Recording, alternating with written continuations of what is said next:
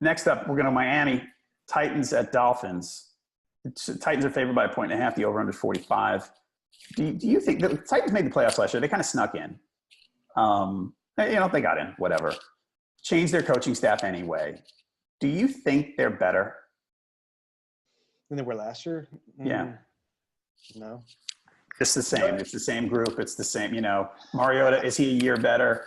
Corey Davis was their first round pick. Does he step up and become a stud receiver? The coaching staff maybe unleashes the offense a little more. Maybe they're good for Mariota because Mike Mularkey's play calling, you could call it unimaginative. Is there a reason to think that they'll score more points? Let's put it that way. I guess so. It's just with a new offense. But at some point you have to wonder about Mariota. Like, okay, how many coaching staffs has he been through? How many offensive coordinators he's been through? How many offensive systems has he been through? At some point, it's like it's too much. It's too much, man. Right. But it's with them. It's Mariota ride or die, man. Because Blaine Gabbert as their backup. God, that's brutal. I don't. It's hard for me to look at this roster in Tennessee and think, oh, this is another playoff team. I don't see it, but it's tough.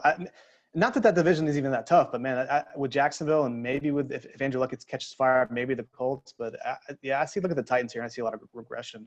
And unless Marcus Mariota is like the first round pick that we always thought he could be, maybe if he starts playing up to that capability, then it's a different story.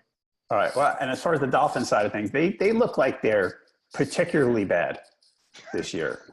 Like one of the 3 or 4 worst, probably. Dolphins, Bills. That's why the Patriots are such a slam dunk, because the Bills and Dolphins are horrible. Yeah. Ryan Tannehill back again. It's like, God, with that guy. It's funny. Adam Gase was supposed to go in there and turn around the program as a head coach, and that's been a disappointing thing. And you have to wonder if they're terrible again this year.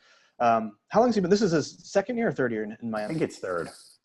You have to. So if they're terrible again this year, you have to wonder if they're going to have to make another coaching change. Because I've always liked Adam Gase. I think he's imaginative. I think he was a good offensive coordinator. But in the NFL, if you're not winning after 3 years, you're on the chopping block, and I think this is going to be a problem for him. And if the Dolphins have to go somewhere else again, it's like there's no consistency in that program. There's no consistency with anything. It's hard to put together a winning organization when you keep doing stuff like this. Right. I agree with you. And even though it might be a personnel thing. Sometimes the coach, takes the fall for that.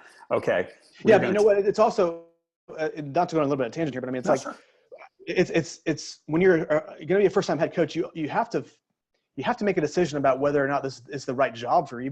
You always want to be a head coach, obviously. If it's your opportunity, then yeah. But if you're going in a situation, even same thing with Hugh Jackson in Cleveland, although he's been a head coach before.